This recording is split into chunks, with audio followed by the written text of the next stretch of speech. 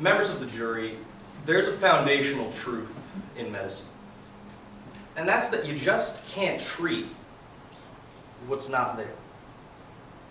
You see, in 2015, Dr. Condon's patient, Bobby Daly, was violently attacked, and he suffered head trauma.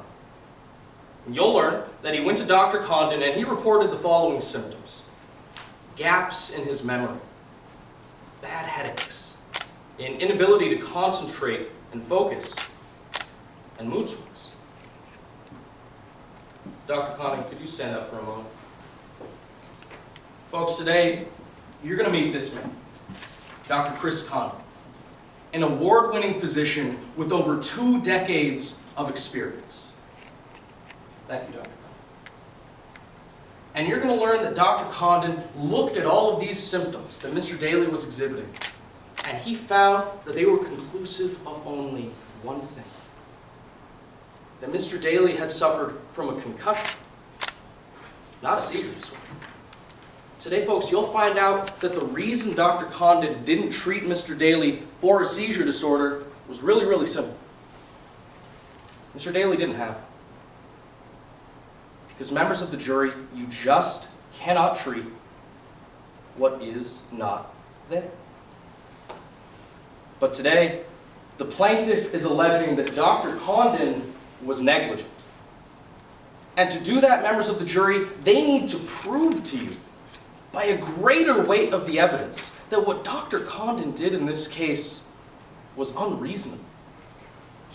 Members of the jury, they carry the burden of proving to you that Dr. Condon should have treated something that was not there.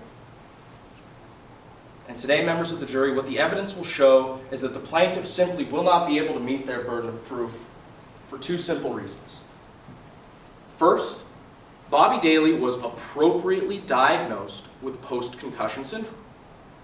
And second, at no point in the trial today will the plaintiff be able to prove to you that at any point in his life, Bobby Daly suffered from a single seizure.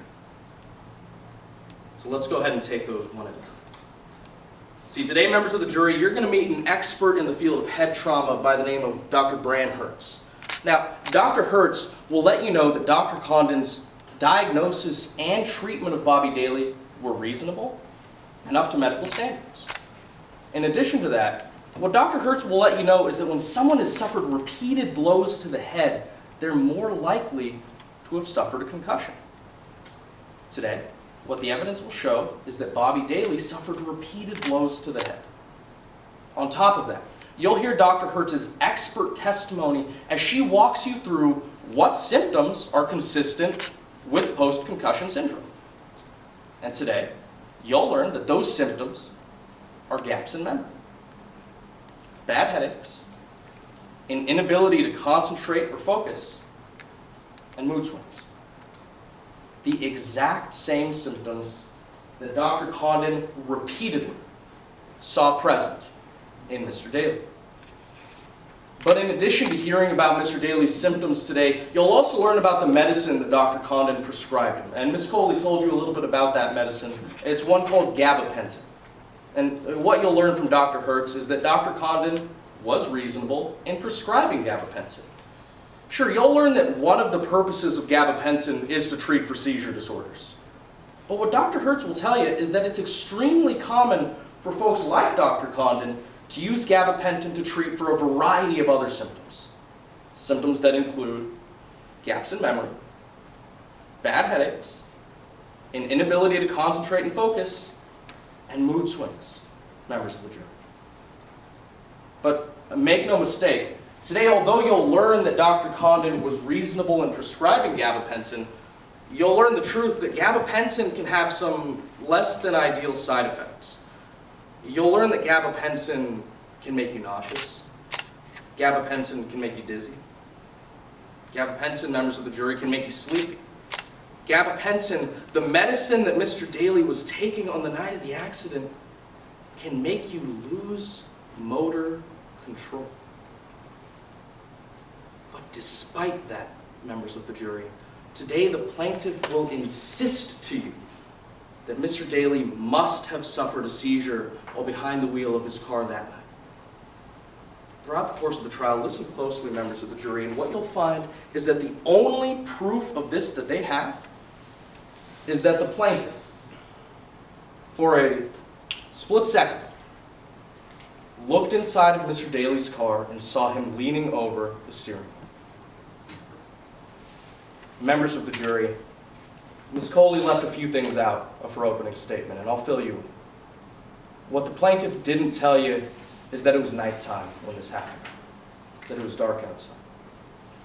What the plaintiff didn't tell you is that when Mr. Shields was driving around that day, he was driving around frustrated and in a hurry. What Ms. Coley forgot to mention is that on that day, Mr. Shields had been drinking, members of the jury. Most importantly, what you'll learn is that Mr. Shields has no recollection whatsoever of the impact of the crash or anything that happened immediately after. In fact, today what the evidence will show is that since this accident, the plaintiff has a history of misremembering things. There's no other way around it, really. What happened to Mr. Shields is tragic. At age 27, folks, at any age, no one should go through what Mr. Shields did. But in this court of law, you've got a difficult job to do. Throughout the course of the trial, we ask that you separate the emotion that the plaintiff wants you to feel from the evidence. We ask that you parse out the feelings from the facts. And we're confident that when you do, you'll see the simple truth that underlies this case. That you just cannot treat what is not there. Thank you. Very well. Thank you, counsel.